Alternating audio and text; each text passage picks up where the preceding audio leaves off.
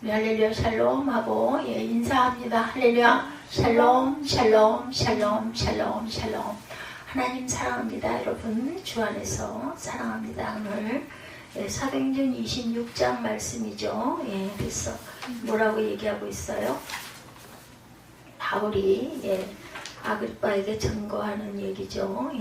예수에 미쳤다. 예수에 미친 사도 바울. Your great learning is driving your incense. 바울이 아그리빠 왕에게 전도를 하죠. 바울이 같이 변명함에 베스도가 크게 소리를 내어 이르되 바울아 내가 미쳤도다. 내 많은 학문이 너를 미치게 한다. 이렇게 대답을 하죠. 그랬더니 25절에 바울이 그대 베스도가 가려 내가 미친 것이 아니오 참되고 온전한 말을 한다라고 얘기하죠. true and reasonable. 왕께서 일을 하시기로 내가 왕께 담대히 말하노니 일에 하나라도 아시지 못함이 없는 줄로 믿나이다 얘기합니다. 일은 한쪽 구석에서 행한 것이 아니나이다. 아그리빠 왕이여 선지자를 믿으시나이까 믿는 줄 아나이다. 아그리빠가 바울에게 이르되 네가 나를 권하여 그리스도인이 되게 하는도다. Short time you can persuade me to be your Christian.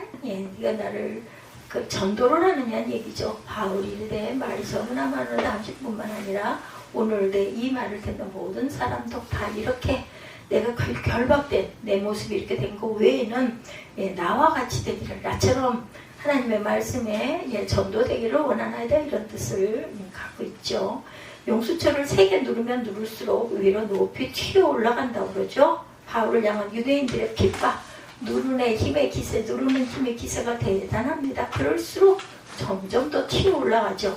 바울을 죽이기 전에는 먹지도 아니하고 마시지 않겠다라고 결단들을 해요. 사도행전 13장 12절에 40명의 암살단이 조직되기도 했어요. 무식한 자의 자기 확신과 무모함이 가장 무섭다고 하는데 그들은 목숨을 걸고 바울을 죽이기로 결심을 합니다. 저 미친 자를 우리가 꼭 죽여야 우리가 밥을 먹을 것이다 라고 오죽이나 하면 암살단을 결성을 했겠어요. 40명이 모여서.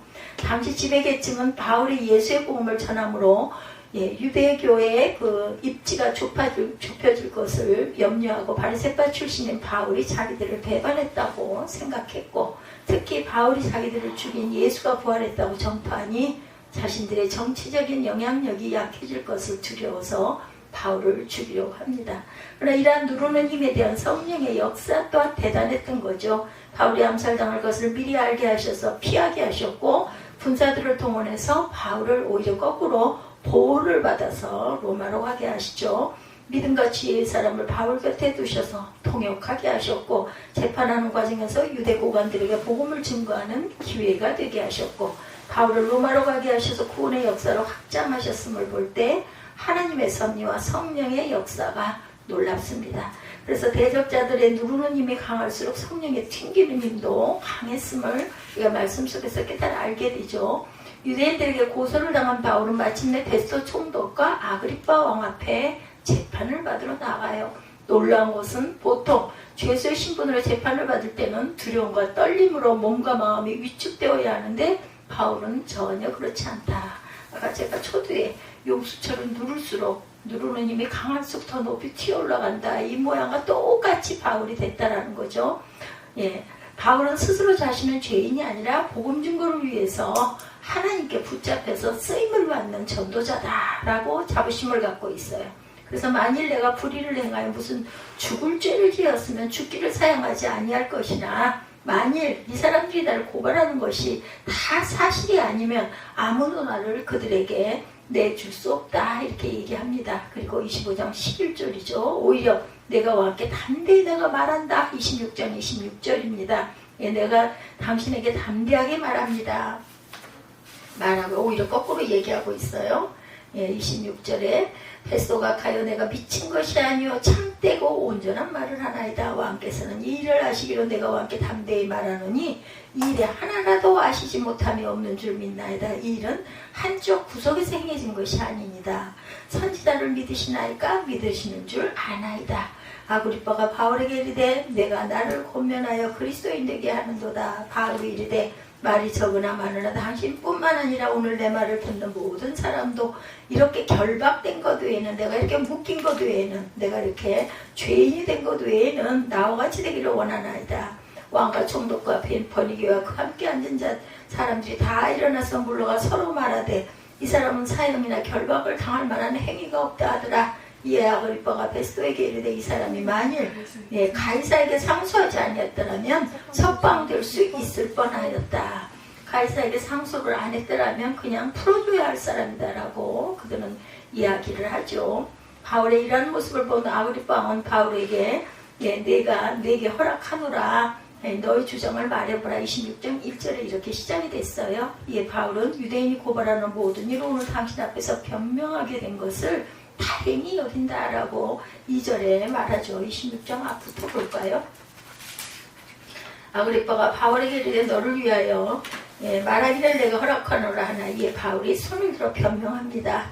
아그리빠 왕이 유대인들이 고발하는 모든 일은 오늘 당신 앞에서 변명하게 된 것을 다행스러운 일로 여깁니다. 3절에 특히 당신이 유대인의 모든 풍속과 문제를 아시니이다. 그러므로 내 말을 너그러이 들으시기를 바라나이다. 내가 처음부터 내 민족과 더불어 예루살렘에서 젊었을 때 생활한 상황을 유대인이 다 아는 바라. 일찍부터 나를 알았으니 그들이 증언하려 하면 내가 우리 종교의 가장 엄한 팔을 따라 바리새인의 생활을 하였다고 할 것이라. 이제도 여기 서서 신문받는 것은 하나님이 우리 조상에게 약속하신 것을 바라는 까닭이니 이 약속은 우리 12지파가 밤낮으로 간절히 하나님을 받들어 섬김으로 얻기를 바라는 바인데 아그리빠 왕의 이 소망으로 말미암아 내가 유대인들에게 고소를 당하는 것이니라. 당신들은 하나님이 죽은 사람을 살리심을 어찌하여 못 믿는 것으로 여기나이까? 나도 나사렛 예수의 이름을 대적하여 많은 일을 행하여야 될 줄 스스로 생각하고 10절입니다.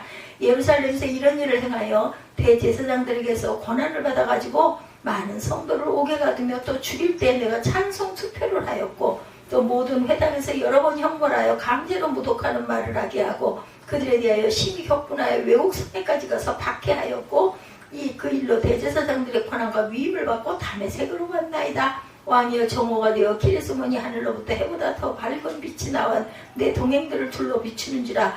우리가 땅에 엎드러지며 내가 소리를 들으니 히브리 말로 이르되 사울아 사울아 내가 어찌하여 나를 박해하느냐. 가시채를 뒷발질하기에 하게가 내게 고생이니라. 내가 대답하되 주님 누구시나이까. 주께서 이르시되 나는 내가 박해하는 예수라. 일어나 너의 발로 서라. 내가 네게 나타난 것은 곧 내가 나를 본 일과 장차 내가 네게 나타날 일에 너로 종과 증인을 삼으려 함이니 이스라엘과 이방인들에게서 내가 너를 구원하여 그들에게 보내어 그 눈을 뜨게 하여 어둠에서 빛으로 사단의 권세에서 하나님께로 돌아오게 하고 죄사함과 나를 믿어 거룩하게 된 무리 가운데서 기업을 얻게 하리라 하더이다. 아그리빠 왕이여 그러므로 하늘에서 보이신 것을 내가 거스르지 아니하고 먼저 다메섹과 예루살렘에 있는 사람과 유대 온 땅과 이방인들에게까지 회개하고 하나님께로 돌아와서 회개에 합당한 일을 하나 전함으로 유대인들의 성되는 자를 잡아 죽이고자 하였으나 하나님의 도우심을 받아 내가 오늘까지 서서 높고 낮은 사람 앞에서 증언하는 것은 선지자들과 모세가 반드시 되리라고 말한 것밖에 없으니 곧 그리스도가 고난을 받으실 것과 죽은 자 가운데서 먼저 다시 살아나사 이스라엘과 이방인들에게 빛을 전하리시리이다 함이니이다 하니라. 자신의 일어난 일을 쭉 얘기하죠. 간증한 거예요. 24절에서 바울이 같이 변명하며 베소가 크게 소리치러 이르되 바울아 내가 미쳤도다. 내 많은 학문이 너를 미치겠다. 이 말씀으로 돌아옵니다. 어찌하여 나를 박해하느냐는 예수님의 음성을 내가 듣게 되었다라는 거예요. 이스라엘과 이방인들에게 복음을 전하도록 너로 종과 증인을 삼으려고 한다. 16절에 사명을 내가 허락받았다. 당시의 영적 체험을 이렇게 간증합니다. 하나님께서는 바울을 종으로 부르셔서 복음을 증거하게 하시면서 복음을 믿는 모든 사람의 눈을 뜨게 해서 어둠에서 빛으로 나오게 하실 것이고 사단의 권세에 짓눌려 있는 사람들을 하나님께 돌아오게 하실 것이며 예수의 십자가의 보혈로 말미암아 죄사함을 받음으로 거룩한 성도들이 되게 하실 것이고 천국을 기업으로 허락하셔서 놀라운 은혜와 축복을 받아 누리시게 할 것이라는 것을 약속을 하셨다. 이러한 하나님의 구원 사역에 바울을 들어 쓰시려고 다메섹 언덕에서 환상을 통해서 당신을 드러내 보여주신 것이다. 나는 이것을 보았다라는 간증을 합니다. 자신이 제자로 부르심을 받은 소명과 복음을 증거해야 하는 사명을 자기가 받고 싶어서 받은 게 아니고 전하고 싶어서 전하는 것도 아니고 하나님의 뜻임을 이렇게 고백을 합니다. 그래서 예수께서도 바울에게 가시체를 뒷발질하기가 내게 고생이라 이렇게 말씀을 하셨어요. 사도행전 14절이죠. 내가 이래서 이 자리에 서서 지금 이렇게 간증을 하고 있습니다라는 얘기죠. 당시 유대지방의 격언입니다. 가시채는 그 끝에 뾰족한 추가 달린 채찍으로 농부가 소를 부릴 때 쓰는 채예요. 소가 거역하거나 뒷발질을 하면 가시채로 때리는데 그러면 소가 가시에 찔리면 아프니까 주인의 말을 잘 듣는다는 거죠. 바울도 마찬가지로 자신이 받은 소명과 사명을 거부하고 싶어서 발버둥을 쳤지만 하나님의 명령과 이끄심에 나는 대항할 수가 없었다. 그래서 바울은 만일 복음을 전하지 아니하면 내가 화를 얻을 것이다. 고린도전서 9장 16절이죠. 바울의 변론을 한마디로 요약하면 나도 내가 왜 이렇게 되었는지 모르지만 하나님께서 강권하셔서 내가 이 사명을 감당케 하셨다라는 거예요. 자신을 이끄는 어떤 알 수 없는 힘이 있고 그 힘에 사로잡혀서 자신이 움직이고 있다. 나는 지금 이러한 바울의 변론을 들은 베스도 총독은 깜짝 놀랍니다. 바울이 복음을 전한다는 이유로 감옥에 갇히고 태장을 맞고 파선을 당하고 줄이고 목이 마르면서도 전혀 굴하지 않은 담대한 태도에 놀랐고 바울이 다메섹에서 경험했다는 영적인 체험에 또한 놀랐고 예수의 부활 이야기에 놀랐고 바울을 저렇게 변화시킨 힘이 도대체 무엇일까에 대해서 들으면서 놀라는 거예요. 이미 전도가 됐어요. 이 사람은. 그죠? 그래서 다른 사람들과는 전혀 다른 모습을 보이고 있는 바울에 대한 베스도 총독은 내가 미쳤구나. 많은 학문이 너를 미치겠다. 그렇게밖에 대답을 할 수가 없죠. 24절에. 아마도 베스도 총독은 바울이 아는 것이 많고 논리적이고 영적인 세계를 말하고 같은 동족에게 멸시를 당하면서 예수를 증거하는 모습들을 보면서 바울이 공부를 너무 많이 해서 미쳤구나. 미치지 않고는 저럴 수가 없다라고 생각을 한 거죠. 이쪽부터 미친 사람은 머리가 좋은 사람이라는 말들도 많이 하죠. 머리가 너무 좋다 보니까 너무 깊이 들어가다 보니까 온전치가 못하게 미쳤다 이런 이야기 저도 어린 날 들은 적이 있습니다. 미쳤다는 것은 일반 사람들과는 다른 모습을 보인다는 의미죠. 그래서 미쳤다는 말을 헬라어로 마이네라고 해요. 마이네. 여기에서 마니아라는 말이 파생되었다고 합니다. 마니아라는 어느 한 가지 분야에 몰두하는 사람을 뜻한 매니아라고 하죠. 매니아. 그래서 바울은 예수에 몰두하는 미친 사람, 예수쟁이라고 말할 수가 있다. 믿는 사람으로서 예수쟁이라는 말을 들을 수 있다면 어떻게 보면 큰 영광이죠. 나의 심령이 예수로 가득 차 있고 나의 생각이 예수님의 생각과 일치하고 그리고 나의 입을 열면 예수님 말씀이 튀어나오고 내 안에서 나올 수 있는 건 예수밖에 없다라는 거죠. 나의 몸을 움직이면 예수님의 향기가 드러나는 사람에게 당신은 예수님 가운데 토막 같은 사람이라고 인정받는다면 얼마나 좋겠는가. 예수님 토막이다. 그래서 미쳤다는 말은 자기 일의 의지와 감정과 열정으로 몰입해서 정상이 아니다. 거기 그것밖에 모른다는 거죠. 남녀 간에서 사랑에 미치면 생기가 넘치고 에너지가 넘치죠. 그 사람만 보이면 눈에 콩깍지가 끼어서 이런 얘기들을 많이 하잖아요. 그래서 미치는 것은 어떻게 보면 좋은 것이다. 온전하게 거기에 빠지는 거죠. 나는 옛날부터 내가 미치지 않는다. 누구도 나를 보고 미쳐주지 않는다라는 생각으로 살았다 그래요. 무슨 일을 하든지 뜨거운 열정을 잃지 말자라는 거죠. 반구호도 그림에 미쳐서 자기가 원하는 색깔이 안 나온다고 자기 귀를 스스로 잘랐고 베토벤은 귀가 먹었지만 음악에 미쳐서 작곡을 했고 에디슨도 청각장애가 있었지만 발명하는 일에 미쳤어요. 코카콜라 사장 로버트 우드러퍼는 나의 꿈은 내 세대 안에 전 세계 모든 사람들의 손에 코카콜라 병을 한 병씩 쥐어주는 것이다. 이렇게 늘상 얘기했다고 합니다. 내 혈관이 흐르는 것은 피가 아니라 코카콜라다. 이렇게 얘기를 했다고 합니다. 마찬가지로 바울도 예수에 미쳐서 다른 것은 마음에 두지 않았고 눈에 들어오지도 않는다. 그래서 바울이 갇혔던 땅의 모든 것, 지식, 가문, 권력, 물질을 배설물로 여긴다라고 얘기하죠. 사람이 무엇에 미쳐 있는가를 보면 그 사람의 삶과 신앙의 태도를 우리가 엿볼 수가 있다. 미쳤다는 말 안에는 중독의 의미가 담겨 있습니다. 사람들은 술, 도박, 춤, 여자, 게임, 돈에 미치기도 해요. 마약에 미치기도 하죠. 그러나 땅의 것에 미친 사람은 육의 사람일 뿐이다. 사실 지금 바울 앞에 앉아있는 베스도 총독과 아그리빠 왕은 권력과 그런 독점욕, 그런 것에 미친 사람이에요. 그들은 로마 황제의 빌부터 동족을 핍박했고 뇌물과 육정에 사로잡혀 땅의 것에 연연하는 미친 삶을 살고 있어요. 어떻게 보면 사람들이 다 어딘가에 미쳐있는 부분들이 있어요. 그죠? 거기에 빠져 있을 때는 행복하다 이런 얘기도 합니다. 특히 오늘 본문의 아그리파 왕의 할아버지 헤롯 안티파스는 세례 요한을 죽였고 그의 아버지 아그리파 1세는 야고보 선지자를 죽였고 지금 아그리파 왕은 한 살 아래 여동생인 베니게를 아내로 삼을 정도로 도덕적, 윤리적, 신앙적으로 타락한 미친 사람들입니다. 이 사람들은 오늘날도 권력에 미친 사람들이 얼마나 많은가. 그렇죠. 정치에 미친 사람들도 많죠.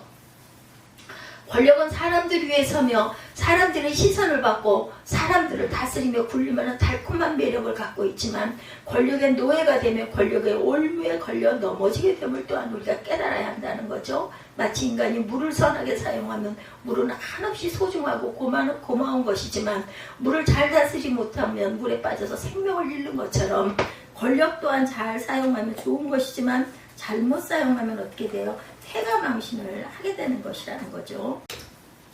정욕에 미친 사람들도 당시 총독과 왕들은 정욕에 미쳐서 살았다 이렇게 얘기하죠.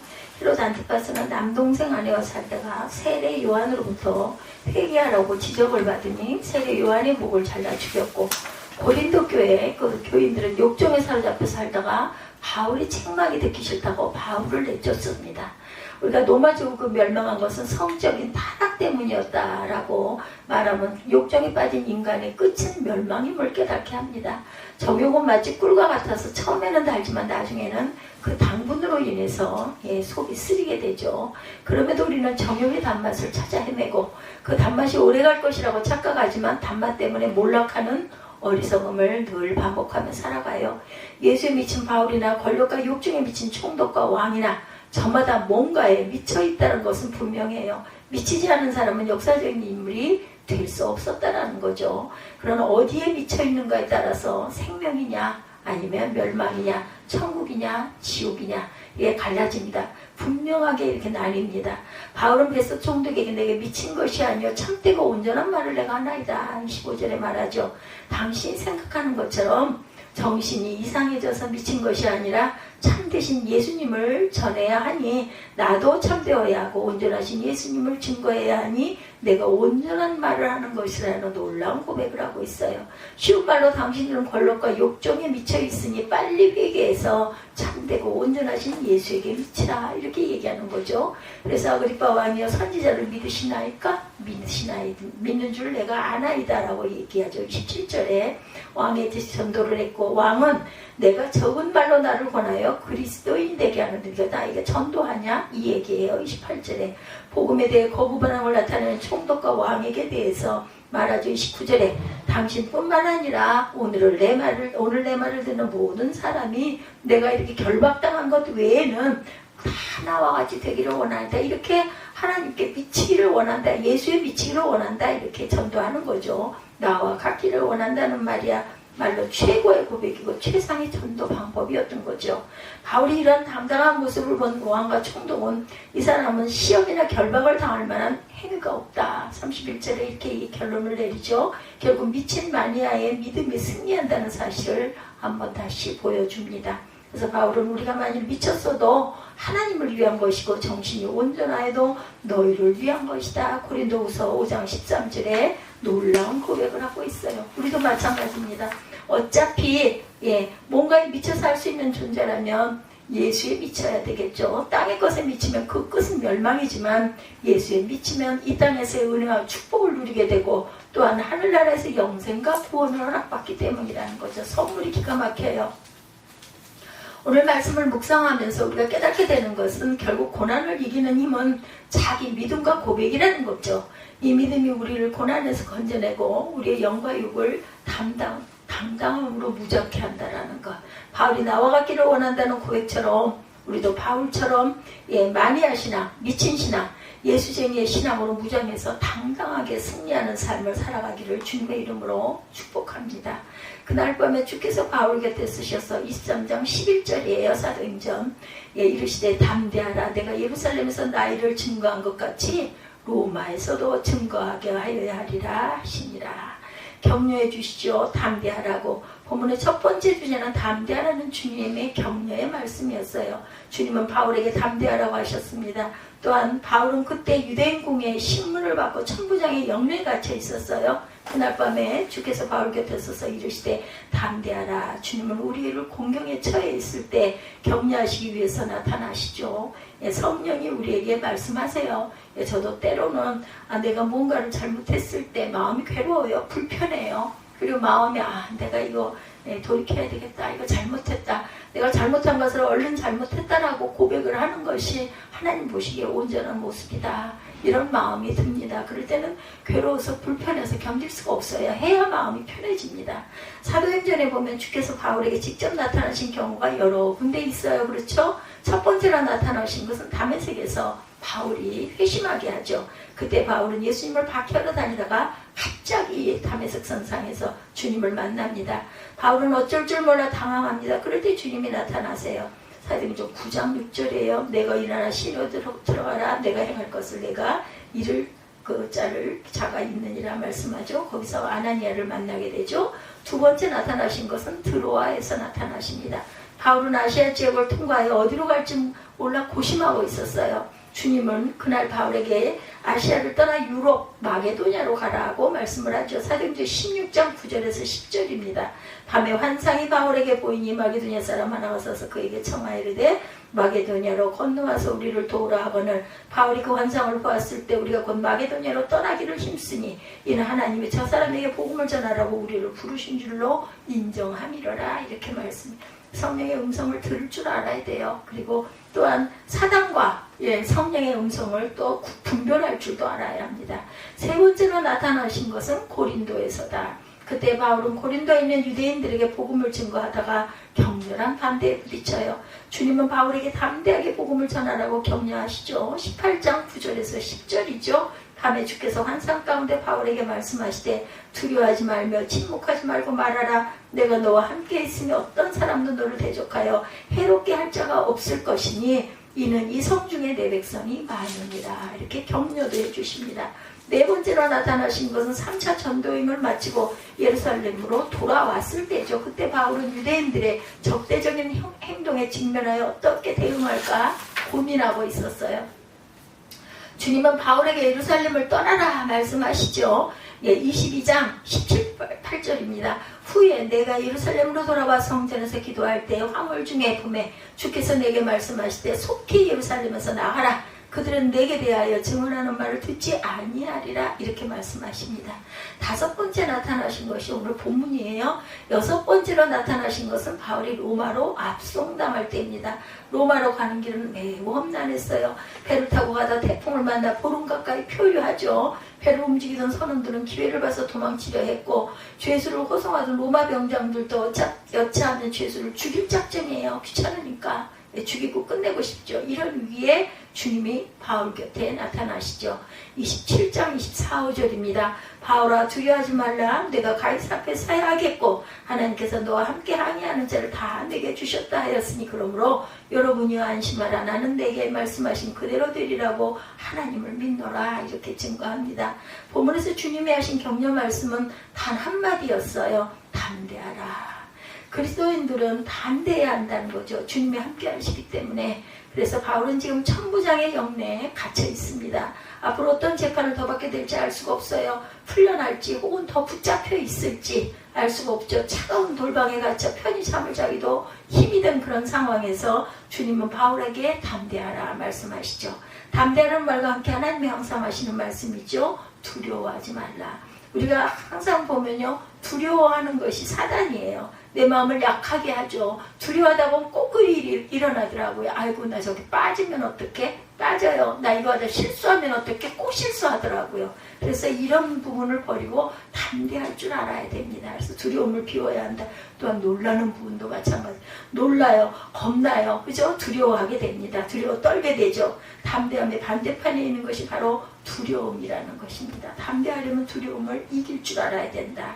하나님은 여호수아에게도 말씀하세요. 여호수아 1장 9절이죠. 내가 내게 명한 것이 아니야. 마음을 강하게 하고 담대하라. 두려워 말라. 놀라지 말라. 어디로 가든지 내 하나님 나 야훼가 너와 함께 하느니라. 이렇게 말씀하세요. 그리고 두 번째는 주님이 주신 전도 명령이죠.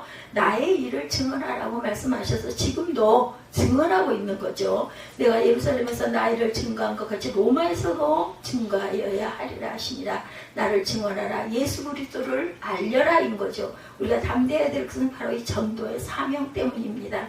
세상에 겁없고 담대한 사람들이 많아요. 그 중에 첫째는 조폭들고 사기꾼들이라고 하죠. 그들은 두려움이 별로 없습니다. 아무에게나 대들고 도전해요. 그러나 그들이 진정 담대하다고 할 수 없는 것은 범죄와 사기를 위해서 그렇게 하는 거죠. 주님이 말씀하신 담대함은 폭력을 행사하고 사기치는 담대함이 결코 아니다.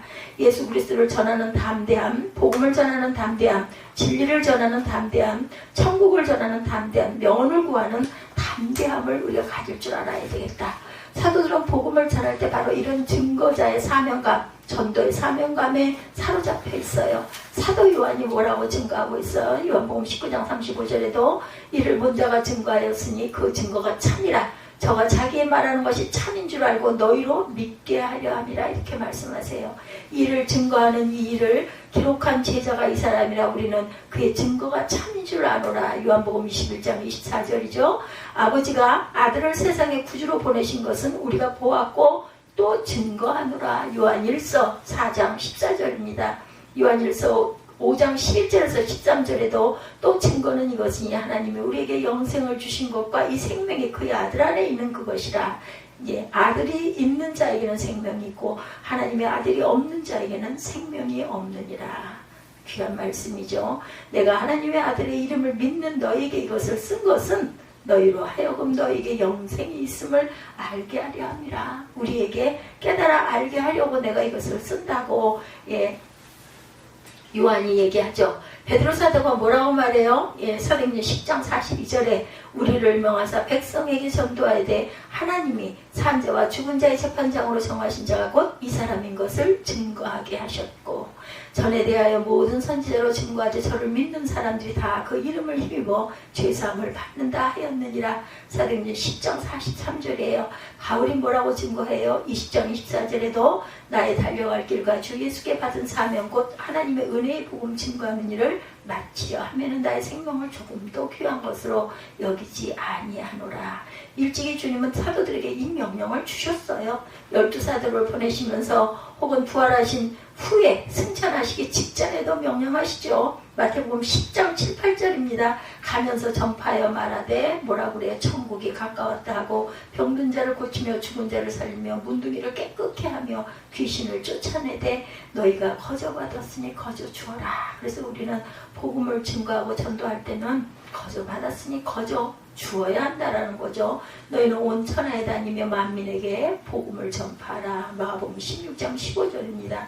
마태복음 28장 19절 20절 대명령이라고 그러죠. 그러므로 너희는 가서 모든 족속으로 제자를 삼아 아버지와 아들과 성령의 이름으로 세례를 주고 내가 너에게 분부한 모든 것을 가르쳐 지키게 하라. 가르쳐서 지키게 하라고 말씀하세요. 볼지어다 내가 세상 끝날까지 너희와 항상 함께 있으리라 하시니라.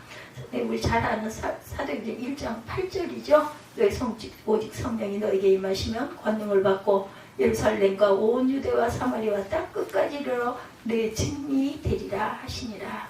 그리스도는 하나님이 보내신 구원자이시죠. 구세주세요. 예수님 우리 죄를 대신하여 십자가에 대신 죽으셨고 우리를 믿는 사람마다 정죄를 당하지 않는다고 말씀하세요. 오직 예수 그리스도를 믿고 죄의 용서함을 받을 때 들어갈 수 있는 그 문, 구원의 문이죠. 오늘 당장 세상을 떠난다면 하나님 나라에 들어갈 확신이 있습니까? 자기 자신을 의지하는 사람은 절대로 그런 확신을 갖지 못합니다. 누구든지 예수 그리스도를 믿고 영접하는 사람은 하나님 나라에 들어갈 확신을 갖게 되죠. 요한복음 1장 12절에 영접하는 자 곧 그 이름을 믿는 자들에게는 하나님의 자녀가 되는 권세를 주셨다고 말해요. 오늘 예수 그리스도를 믿고 영접하면 천국 자녀가 되는 그 축복이 있다는 것을 믿고 그대로 행하시기 바랍니다. 그뿐이 아니죠. 예수 그리스도를 믿고 영접하는 사람은 이 땅에서 사는 동안 풍성한 생명을 또한 누려요. 영생을 가지고 세상을 살아갑니다. 범사가 잘 되고 강건케 된다라는 거죠. 요한복음 10장 10절이죠. 사랑하는 자여 내 영혼이 잘 된 것 같이 내가 범사에 잘 되고 강건하기를 내가 간구하느라. 요한 3서 1장 2절이에요. 10장 10절에 도적이 온 것은 도적질하고 죽이고 멸망시키려는 것뿐이요 내가 온 것은 양으로 생명을 얻게 하고 더 풍성히 얻게 하려 함이라. 요한복음 10장 10절입니다. 오늘 예수 그리스도를 영접해서 영혼의 매임에서 풀려나시기 바랍니다. 혹시 내가 마음 안에 믿음이 약해졌나? 세상 것에 너무 치중하고 있나? 내가 세상 눈으로 너무나 사건들을 바라보나? 이런 마음이 든다면은 자신을 다시 한번 돌아보고 다시 한번 성찰하시기 바랍니다. 죄의 매임에서 풀려나고 정죄와 저주에서 풀려나고 지옥의 파멸에서 벗어나시기 바랍니다. 영혼뿐만 아니라 육신도 고침을 받아야 되겠죠. 그리스도를 믿는 자들은 병고침의 은혜를 또한 주셨어요. 이사야 53장 5절이죠. 그가 찔림은 우리의 허물을 인하며 그가 상함은 우리의 죄악을 인함이라. 그가 징계를 받음으로 우리가 평화를 누리고 그가 채찍에 맞음으로 우리가 나음을 입었도다. 우리가 이 시간에 예수를 영접하고 믿는 모든 사람에게 영혼과 육신의 치유 역사가 충만히 나타나시기를 축원합니다. 오늘 우리는 바로 예수 그리스도를 알리기 위해서 살고 있어요. 가정생활을 통해서 자녀에게 예수님을 알려야 되죠. 직장에서 함께하는 동료들에게 예수님을 증거해야 합니다. 때로는 우리의 삶의 모습으로 증거해야 되죠. 사회생활을 통해서 이웃에게 예수를 알려야 합니다. 예수를 알리는 것은 우리의 사명이에요. 우리의 삶의 목적입니다. 이 사명을 위해서 담대하게 용기를 내시기 바랍니다. 예루살렘에서처럼 로마에서도 세 번째가 로마로 가라는 명령을 받게 되죠. 내가 예루살렘에서 나이를 증거한 것 같이 로마에서도 증거하여야 하리라 하시니라.